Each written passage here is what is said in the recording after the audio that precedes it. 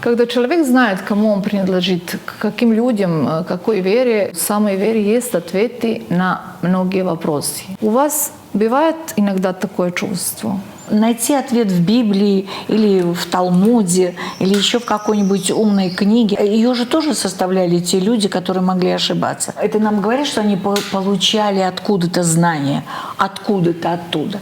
Может, я тоже оттуда что-то получаю? Можно ли найти в Библии ответ, можно ли найти какой-то ответ? Был праздник такой религиозный, ну, был пост, можно сказать, да? И мы оказались в одном очень красивом месте, где много монахов, где люди служат. И был пасхальный стол, такой постный стол. Но поскольку там открывался храм, и его было освящение этого храма, нарушения никакого не было, был постный стол. Но выпивали. Ну, выпивали, есть же такие напитки. Да, конечно, они же постные эти, да. И, в общем, с нами сидел один потрясающий человек, потрясающий. Он служил в этом монастыре. И вдруг я пьяная уже достаточно, ну, выпившая, будем говорить так, ему говорит: слушайте, батюшка, я хочу вам исповедаться. Меня только толкает руку: ты что, с ума сошла? Что исповедаться? Ты... И он уже тоже... Я говорю, и вдруг он говорит: пойдем, я тебя исповедую. Мы пошли, он меня накрыл вот этой головой. И, ну, я стала говорить, что вот ему рассказывать, в чем, как мне казалось. А потом, когда уже все это произошло, я говорю: отец, ну а как же вы так, и вы не трезвы, и я, в общем-то, не очень. Как вы меня исповедали? И он мне сказал фразу, которую я запомнила на всю жизнь. Он мне сказал: любовь выше закона. Все. Для меня это самая главная фраза. Как всегда. Самая главная фраза жизни. Если любви нет, любовь выше закона. Ничего, ничего не играет любовь роль. Очень многое оправдывает. Вы являетесь членом Общественного совета Российского еврейского конгресса. Это почетное звание, но сколько обязанностей у вас связано с этой функцией? Вы знаете, к сожалению, никаких обязанностей. Я очень ждала, что на меня что-то возложат. Поскольку это общественное движение, и я почетный, я хожу на какие-то мероприятия, я участвую в чем-то, мне могут задавать вопросы, я хожу на какие-то праздники, я сама могу участвовать в каких-то мероприятиях, ну, выходить на сцену, что-то говорить. Мне есть что сказать по этому вопросу. Я абсолютно себя чувствую комфортно в этой среде. Понимаете? Да. Мы с вами встретились на мероприятии. Знаете, кто-то себя пощадил и не пошел, потому что не самое было приятное. Возможно, все событие такое тяжелое. И этот реквием Верди, который там звучал, и этот видеоряд, который там был, ну, тяжелая эта история. Но я посчитала, мне очень жаль, что я не взяла своих детей. Я хотела бы, чтобы они тоже это знали и видели. Ну, я выходец из этой среды. Мой персонаж, который я когда-то много лет придумала, 30 лет назад, тетя Соня из Одессы. Почему она называлась тетя Соня из Одессы? Она никакая не одесситка. Тетя Соня была еврейка. Но сказать тогда, что она еврейка, было невозможно. Тетя Соня еврейка, а сказать это было невозможно. Поэтому я придумала тетя Соня из Одессы. Она говорит немножко с интонацией, она дает советы какие-то, как тетя Соня. Она знает кухню еврейскую, она может что-то сказать. Понимаете? Но сказать тогда, что я играю еврейскую женщину, было невозможно. Сегодня – да. Тогда нет. Я очень хочу, чтобы не повторились те времена, когда меня могли не принять в театральный институт из-за того, что я еврейка, не взять меня на работу и моего брата из-за того, что я еврейка. А я все это прошла. Вы не против, если вам кто-то скажет Клара Герцен, не Клара Новикова? Нет, это моя фамилия. Фамилия ваша? Новикова – это был мой муж. Я взяла фамилию Новикова фамилия мужа. по мужу. Ну, тогда положено. А потом, когда меня уже стали знать, как Новикову. Я, когда вышла замуж второй раз, была очень красивая фамилия моего второго мужа – Зерчининов. Но меня уже знали как Новикову. Да. И поэтому дочь моя Зерчининова. Но сейчас она замужем за человеком с фамилией Никольский, но она иногда Зерчининова, иногда Никольская. Да. Моего мужа очень хорошо знали, я могла бы быть Зерчининовой. Ну, так так сложилось. Да. Согласны ли вы с тем, что человечество, точнее то, чем мы являемся сегодня, на данный момент определяет качество цивилизации, качество нашей жизни? Может быть, нас не все устраивает. Может быть, мы хотели бы... Мы испортились, я хочу спросить, по отношению к тем временам, скажем, времена вашего детства. В каждом времени есть что-то такое, что не устраивает. Понимаете, сегодня больше свобод. Сегодня я могу говорить то, что я думаю. Это на пользу или считаете? Я не знаю, но я же живу этой жизнью. Я тут недавно прочитала фразу, которая мне очень понравилась. Хорошо подмеченная история. Мы дали поколение, которое ходило без шапок зимой. А они дали поколение, которое ходит на босу ногу зимой. Поэтому что больше нравится, ходить с голой головой или с босыми ногами? Кого что устраивает, понимаете? Да. И мне нравится сегодняшняя свобода. Мне нравится, что я могу со сцены говорить все, что я хочу. Конечно, у меня есть внутренний цензор. Конечно, у меня есть внутренний редактор. Конечно, в присутствии в зале какого-то человека мне не захочется его оскорблять или обижать. И у меня сработает вот этот цензор, приобретенный в те годы, понимаете? Да, вот приобретенный в те годы. Цензор, это мое приобретение. Меня не пускали в концерты какие-то. Я приходила на концерт, у меня был очень смешной монолог. Очень. Его написал Михаил Мишин, такой замечательный писатель. Это был концерт 8 марта, женский международный день. У нас всегда торжественно отмечали в Большом театре. И монолог, где не было никакой политики, никакой. Там было такое, что я познакомилась с молодым человеком. Он знаете какой? У него брови, плечи, только замерз. Пригласить его домой неудобно. Он говорит, как у вас уютно. Вот на этих нестыковках было.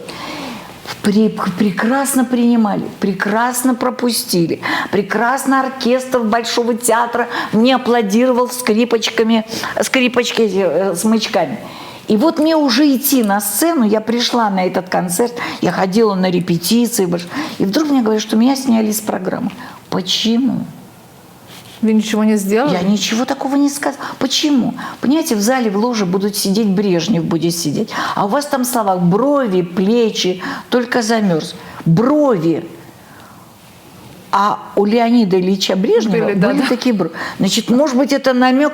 Я говорю, боже мой, что вы такую глупость говорите? Это как Брежнев. Давайте поменяем, давайте уши, плечи, только замерз. Подумали и сказали, уши тоже нехорошо, потому что это КГБ или там что-то такое, уши. Значит, везде расставлены. Меня сняли с программы.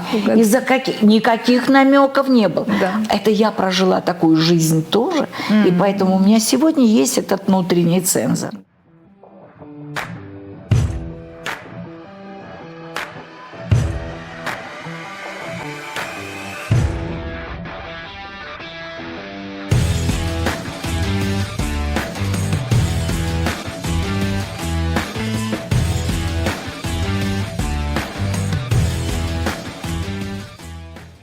Насколько посещение концертов, оперы и спектаклей вообще в вашей юности было принято? Насколько вы ходили на такие мероприятия?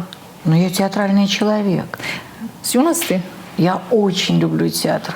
Я мечтала быть актрисой театра. Слава Богу, что случилось, я играю спектакль, я играю в театре. И поставил очень известный режиссер, любимый режиссер, который создал в Израиле театр Гешер, Евгений Арье. Мы играем эту пьесу, которую Женя сделал, Арье, с Леней Коневским и с Даниилом Спиваковским. Вот. И это мой такой театральный опыт. Но театр для меня... Вот если спросите, что важнее, театр или кино, я скажу театр. Потому что кино – это навсегда зафиксированное, а театр – это живое. Это то, что каждый раз актер дышит по-другому, актер в разном состоянии. Я очень люблю театр, и оперу, и музыку вообще. У нас в семье мои дети, мои внуки воспитывались, они еще были маленькими. У нас звучал постоянно там Верди и Шопен. Дети слышали это постоянно, Моцарт. Они были маленькие, они не осознавали, но привыкали. Музыка, да, конечно, Привыкали. конечно. Хорошему, и вообще, да. конечно, живопись, которую я очень люблю, и очень, это просто мое такое, знаете, отдохновение.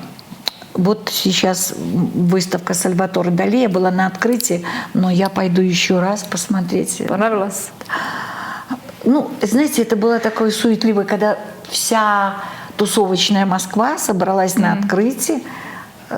Даже не важно было, что это Дали, а важно было, что они внимание на себя обращали. Засветились. Вот они. Да, вот да, это да, вот. да. Мы здесь.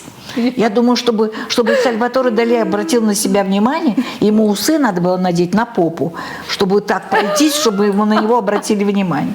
Вот. Ну, уже все, когда вошли в зал, уже 2 часа ждали открытия, уже когда выступили все, и уже когда открыли зал пойти посмотреть там мужик, то меня мимо этих картин носила толпа, я не успевала ничего увидеть. Поэтому я пойду. Конечно, все знают, мы с этим выросли.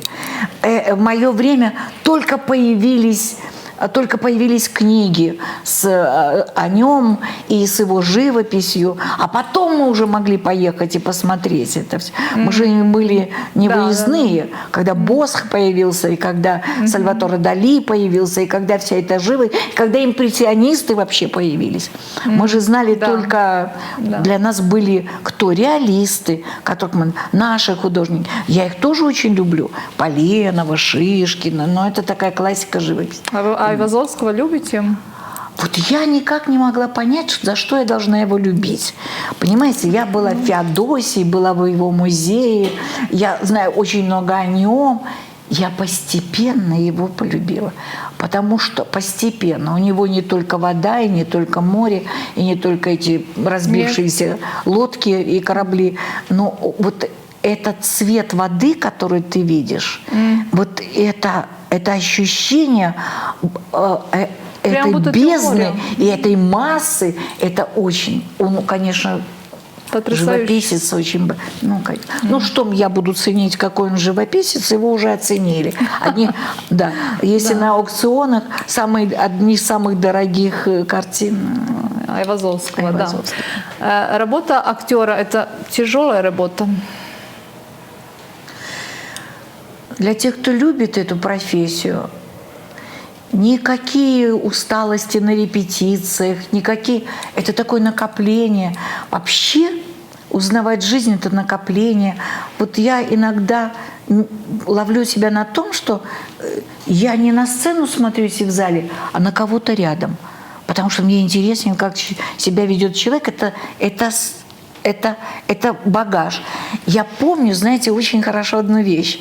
Для меня это тоже стало накоплением актерским.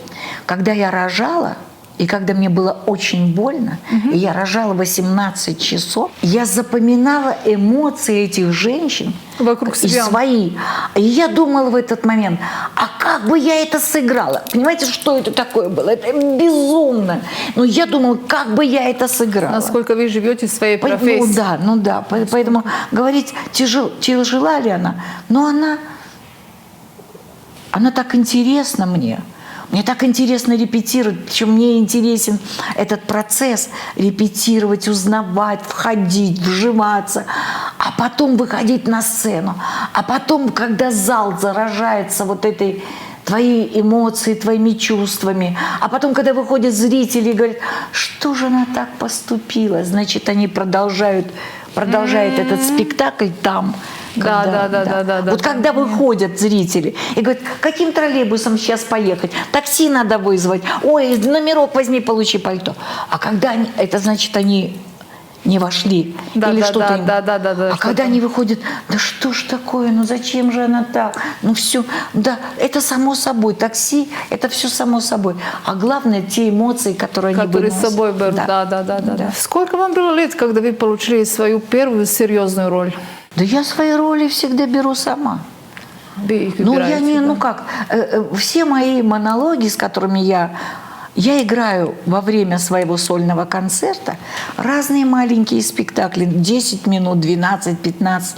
И эти роли я сама себе придумаю вместе с моими авторами.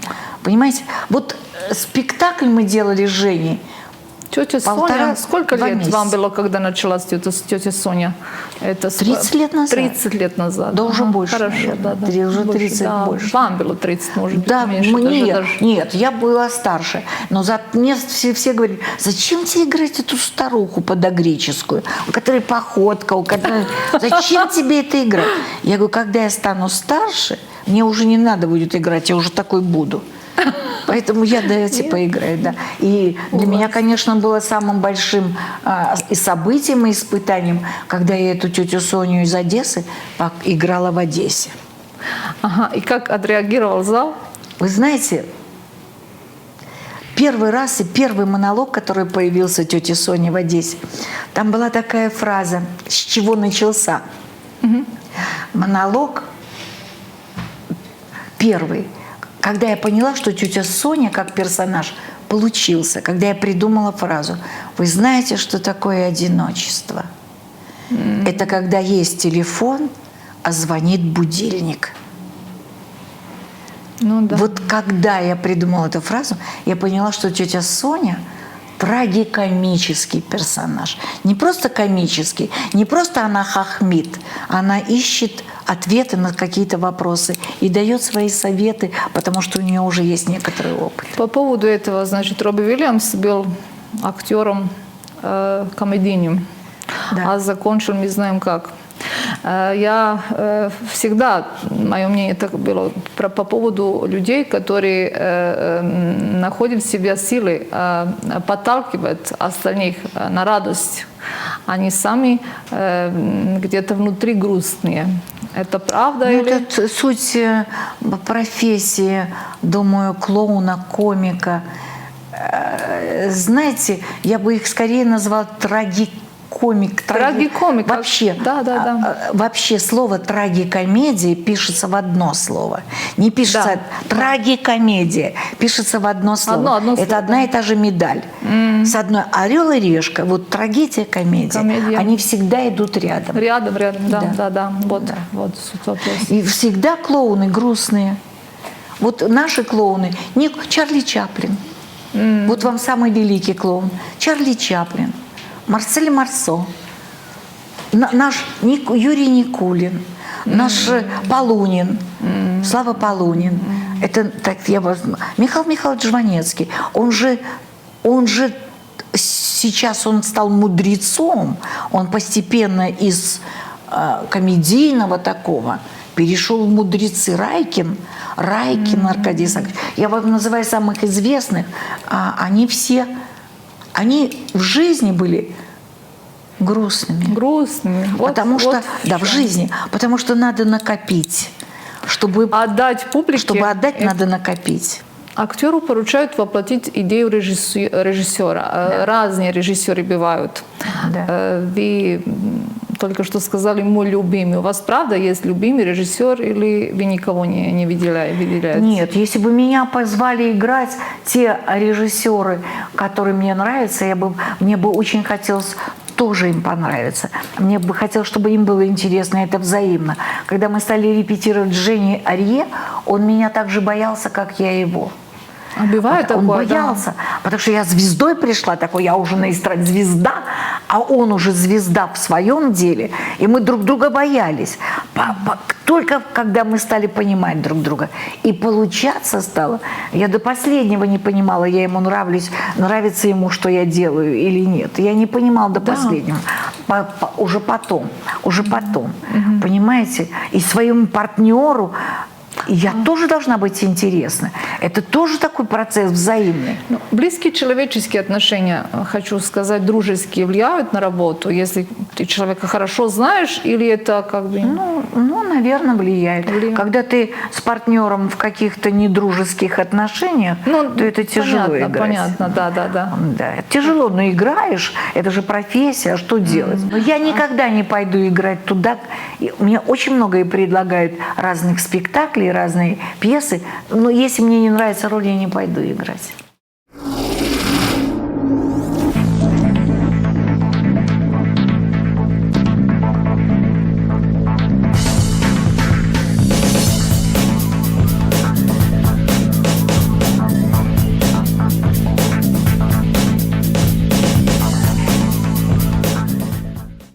Актеры сегодня полагают, что телевидение играет огромную роль.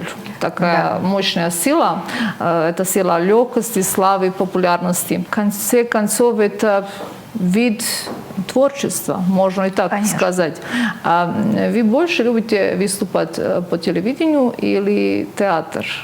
Мне кажется... как правило, по телевидению. Вот я сейчас с вами. Где? Что это такое? Мы записываемся. Я не замечаю присутствия камер. Вот я не замечаю. Для меня это стало такой обыденной. Мы с вами беседуем. Я хочу быть интересной вам, вы мне. Снимаюсь на телевидении, какие-то шоу. Вот завтра я пойду сниматься. Я, конечно, думаю, что мне там сказать, чтобы не сидеть дурой. Тогда я не хожу, когда я не знаю, что мне сказать. Телевидение, конечно, через телевидение меня узнали. Да. Через телевидение дает мне публику в зрительном зале. Все равно голосует рублем публика. Публика идет в кассу и платит деньги. И голосует рублем, понимаете? Да. Конечно, телевидение это часть уже профессии. Какие фильмы вы любите смотреть дома? Можете назвать пару любимых фильмов? Вы знаете, я хочу вам сказать, что я до сих пор, если что-то страшное на экране, выключаю. Если что-то там должно произойти трагическое, я выключаю. Я не хочу этого видеть, не хочу. Мне достаточно... конечно, вы знаете, я вам и говорю, что я смотрю больше театра. Если у меня есть свободное время, я не в кино иду, а в театр. В театр, правильно. Наша жизнь состоится из множества клише. И они по большой части являются мучением в повседневной жизни. Вы сказали только, что вы избегаете клише и не хотите... Я не то, что избегаю. Наверное, у меня так построен такой мозг, такая свобода. Выше всего. Да. Я такая, как я есть. Я не хочу быть, какой вы хотите меня видеть. Правильно. Принимайте меня такой, как я есть. Я так одеваюсь. Либо я не так принимайте ваше дело. Это ваше дело. Да. Все правильно. Да. Жизнь нам дана. Поэтому, понимаете, актер это личность. Личность. Когда интересен актер, он обязательно личность. Когда интересен режиссер, он обязательно личность. Я недавно смотрела у Познера Богомолова. Был такой режиссер, который сейчас главный режиссер театра, где на сцене которого я играю, театра на Бронной. Я очень хотела, я много видела его спектаклей, я очень хотела посмотреть.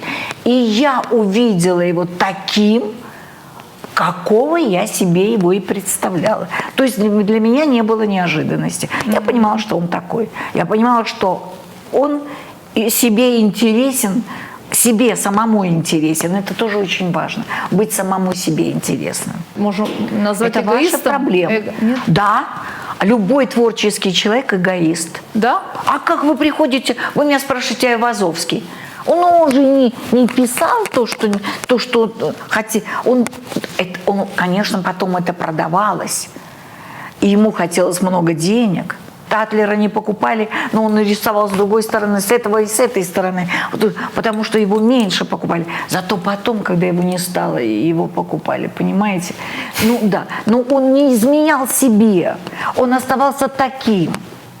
Вам не нравится, что этот художник вас рисует с кривым носом и с одним глазом, но он вас так видит. А если вы хотите реалистическую живопись, идите к другому. Да. Вот к портретисту, такому, который классический вас делает. Ой, я там себе не нравлюсь. Извини. Да. Я тебя такую Значит, увидела. эгоизм можно считать качеством. Ну, в плане... в этой профессии эгоизм это неплохим. Это Прибавление. не знаю, это не значит, что эгоизм. Убери свои цацки с моего стола. Это не значит. Да. Но если я выхожу Уважать себя на какой-то. сцену, Да. и вот вы меня позвали, зачем? Да. Потому что вы Клара Новикова. Может быть, от того, что вам было интересно, что я думаю по этому или по другому поводу. Нет. Вот. Вы же не позвали бесцветного какого-то человека, который... Ну, Бесцветного. да. Вот, правильно. Вот нашли. Как вы оцениваете отношение молодого поколения к культуре сегодня? Это на моих глазах же все происходит. У меня 3 внуков. А старшему 22 года, Анечке 19 год и Андрюшеньке 11. Вот. Это то самое младшее поколение. Да. Моя дочь театровед. Она театральный критик, театровед, она человек театра. Ее муж занимается античностью. Он переводчик с древнегреческого, он... Интересно. Да, он как бы специалист по ушедшим языкам. Ну, древнегреческий он переводит. С латыни, с древнегреческой. Латынь, конечно, и Древняя Греция, Софокл, там, кого он переводит. Понимаете, такая семья, это значит, что у них нет денег. Им нечего продать, кроме своих знаний. Понимаете? Да. Ну, сейчас, может быть, стал востребован, он профессор, он сейчас преподает в одном институте, в другом, но у людей, которые занимаются филологией, ну, они же ничего не производят. Они только транслируют свои знания. У них могут быть ученики. Да. А дети? Дети, Лёва тоже станет каким-то историком или что-то такое. Кто-то унаследовал ваш талант? Нет. Из детей нет? А может быть, Анечка. Вот Может, вдруг она неожиданно поступила в вышку на фотографическое отделение. И это тоже взгляд на жизнь, фотография, это тоже взгляд на жизнь. Конечно. Она стала ходить в театр, ей это стало интересно. Она поет, она начала с роком увлекалась еще в школе, она играет. Но не такую ярко выраженную «хочу на сцену». Нет, может, она еще себя побаивается, и может, она еще откроется. Андрюшенька еще не знаю. Маша, дочь моя, стала их водить в театр на сложные спектакли, и, может быть, у кого-то из них пока охота ходить в театр отбилась. Ну, детям надо постепенно, но моя дочь так не... Это я так считаю. Они все живут со своим мнением, со своим восприятием жизни. Конечно, они меня как могут критикуют. Ну как же, я тоже этим занималась. Я тоже этим занималась со своими роями, тоже говорила. Вы ничего не понимаете, что вы знаете. Я тоже им так говорила, своим родителям. Что вы знаете? Как вы относитесь к этой критике? Ну, иногда мне обидно. Мне кажется, я прожила жизнью, и мой опыт должен кому-то пригодиться. Это к началу нашего разговора. А мой опыт может никому не пригодиться. Они меня могут послушать и поступить по-своему. Ну, вы тоже своего отца не послушали. Он хотел, чтобы вы стали врачом, а вы стали великой актрисой. Да вы что, какой врач? Я боялась крови, я боялась подойти к телу. Когда человек болеет, да что? Я не знаю, великая актриса, это, конечно, вы преувеличиваете для ваших зрителей. Нет. Это все решает публика. Зритель, конечно. Но моему отцу не помогло. Я сбегала из дома. Я уходила. Свобода. Я все равно для меня был свобода превыше всего. Как я потом сказала. Папа носил мою фотографию у себя в кармане. Везде это моя дочка. Клара Новикова, ваша дочка. Он мне приходил это рассказывал. Я хожу к ним учиться у молодого поколения. Я люблю спектакли, где играет молодежь. Ну, вы духом молодые, вы вообще духом где ребенок. Нет, может быть, актер не должен быть актер, это ребенок. Актер должен поиграться с кошечкой, с ребенком, и с ребенком играть так, как будто он первый раз. Играть. Да. Это все не терять игра. ребенка в Вообще себе. жизнь – это игра.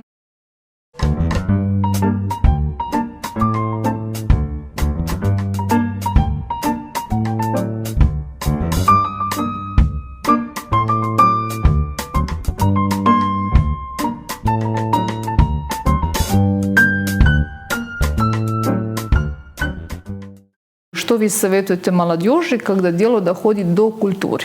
И все равно посоветую молодым людям открывать дверь и пропускать женщину вперед. И я хочу сказать молодым людям, что девочка, она слабее. Что все равно девочки, какого поколения, ругаются они матом или нет, но если ты ее возьмешь на руки, она не будет себе говорить такие слова. Девочки адаптируются к той жизни, которую вы, мальчики, создаете и для нее транслируете. Они адаптируются. А что касается культуры, я, конечно, хочу посоветовать читать. Вот это так важно, это так развивает мозг, ум, это так развивает видение.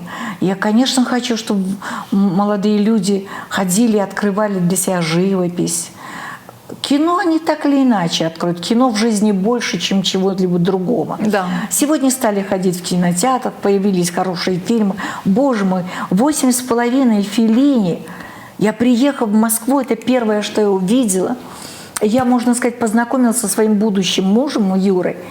Я попросила, это единственный человек, которого я знала в Москве. Я не знала, где Горбушка, а 8,5 шел на Горбушке. Я попросила Юрия Леонидовича. У нас уже скоро должен был появиться ребенок, дочь наша Маша. Я ему все говорила: Юрий Леонидович. Я его попросила отвезти меня на эту Горбушку, посмотреть 8,5. Вот я недавно пересмотрела, недавно было столетие Феллини, и я посмотрела этот фильм. Боже мой, какое это счастье. Понимаете, почему так интересно смотреть этот фильм?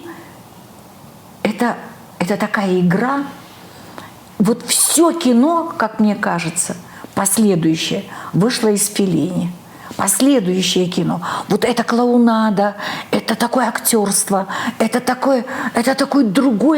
было другое восприятие жизни. Так же, как и Сальваторе Дали. Это примерно, наверное, одно какое-то время. Это было открытие мира. Открывайте для себя мир с помощью великих людей. Конечно, вы его откроете по-своему. Каждый по-своему. Но есть такие проводники великие в этот мир. Чехов, Толстой. Достоевский, мы называем. Это есть такие О. Генри. Это такие есть проводники, как Сомерсет Моэм. Это есть такие Гоголь. Это я вам, боже мой, вся литература – это проводники в мир. Весь театр – это проводники, вся живопись – это проводники в мир. Причем интересно, что театр – это искусство сегодня. Прошло время, и уже забыли, кто такая Комиссаржевская, или не знают, как она играла. Она была интересна своему времени, но уже сегодня я не могу, как Комиссаржевская. Пишут, что она была потрясающей, но я это уже не увижу. Поэтому сегодня надо успевать смотреть тех актеров, которые играют в театр. Великих. С Мактуновского я уже могу вам рассказать, какой он был великий артист. И, к счастью, остались фильмы, где он играет. Слушайте поэзию, смотрите кино. Боже мой, как это много для вас откроет. И, конечно, весь мир. Ребята, у вас жизнь впереди. Не занимайтесь тем, что эту жизнь пропускаете. Не занимайтесь фигней. Живите счастливо. И при этом занимайтесь фигней. Вот смотри, нельзя сказать, не ходи туда, не смотри это. Думаете, я не пробовала курить?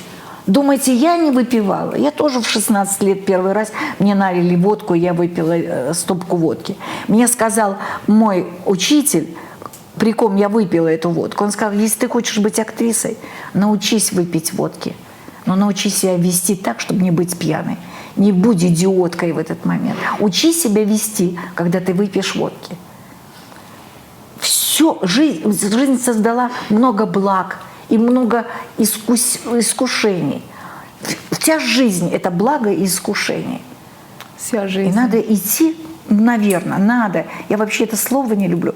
Попытайтесь пробовать и находить свою дорогу. Пускай она будет светлой. Откуда вы берете силу, энергию, которую потом вы должны отдать публике? Зал полный? Я так не люблю слово «должен». Нет, мне хочется. Если я выхожу на сцену, у меня такой ужас. Я никогда не знаю первого слова, с которым я выйду на сцену. Я не знаю, что я скажу «здравствуйте». Я не знаю, я только что... Импровизация? Я не знаю, абсолютно. Я не знаю, что я скажу, потому что я не знаю, какие у меня эмоции вызовет зрительный зал. Я когда выхожу на сцену, за 2 часа до начала концерта, я выхожу на сцену, на саунд, там, чек этот, знаете, я чувствую энергию пустого зала. Вот он еще не наполнен. Я говорю, сегодня будет тяжелый концерт. Почему? Вот я понимаю, что сегодня будет тяжелый. Я не знаю почему. И вот как мне кажется, я вижу каждого человека в зале, я прошу, чтобы горел свет во время концерта. Я хочу видеть каждого. Я за них цепляюсь. Лицо, да. Я за них цепляюсь. Я за них цепляюсь. У меня сейчас в Израиле были большие... Это обмен тогда получается. Конечно, энергия. вот это есть, это Контакт. вот то, что да. Мне тяжело. В театре я понимаю 4-я стена, когда я на сцене, а там зрители, они только наблюдают. А здесь мой партнер зритель. Но сейчас уже, знаете, такое время, когда появилось другое поколение артистов моего жанра, стендап, или им кажется, что они все это придумали. Вот, это то, чего делали мы всю жизнь. Я, по сути своей, стендапист, потому что вот то, что происходит в зале, я это беру как... У меня сейчас в Израиле были гастроли. Был такой концерт, когда в первом ряду сидели семья в первом ряду. Большой зал, много народу. В первом ряду сидел толстый парень лет 35, толстая его жена и родители. И вдруг посреди моего номера он встает и идет, толстый этот парень, идет с пустой бутылкой. Мне легче всего импровизировать от тети Сони. Я ему, куда ты идешь? Я ему говорю. Остановилась. Но человек встал с первого ряда, пошел. Весь зал стал за ним смотреть, куда он. Я говорю, куда ты идешь? Жена говорит, ему надо. Я ему говорю, ты идешь пописать? Зал умер. Понимаете? Он говорит, я сейчас вернусь. Когда он вернулся без бутылки. У него была пустая бутылка. Он вернулся без бутылки. Я говорю, у тебя все получилось? Он говорит, да. Тебе завтра анализы сдавать? Ты поэтому с бутылкой? Что было с залом? Понимаете, я вам могу рассказывать, вам не смешно, а когда это происходит на глазах у публики, которая свидетель, может быть, ему бы сочувствовали, что я над ним потруниваю. Но когда у него были джинсы, это в Израиле мода такая, низкие какие-то, да, и в карманах очень много ключей от машины. Наверное, пришел театр, когда он садился, зрители увидели, что у него сзади голая попа. Ну, он такая, и они стали моими поддержкой, да. Потом, когда я еще с ним поговорила, маме я говорю, у вас один ребенок? Она говорит, да. Я говорю, может быть, что-то еще попробовать с этим, что-то не очень удачно. Что, понимаете, у меня уже была просто тема. Я к нему возвращалась всякий раз. Потом у меня была такая когда тетя Соня спускается вниз в зрительный зал, потом мне говорит, иди поможешь мне назад на сцену, у меня что-то ноги болят. И я его стала спрашивать, как на иврите будет нога, как будет рука и как будет ступенька. Он не знал, как ступенька. Я просила в зале сказать, как ступенька. Они кричали ему «Мадрига, Мадрига» или «Мадригот», я уже не помню. «Мадрига». Я говорю, повтори. Он говорит, «Мадрига». Пошли, возьми мою ногу, поставь на Мадригу. Как ступенька? Он опять. И когда я ему в конце уже сказала, как хорошо, что я приехала в Израиль, ты выучишь, наконец, иврит.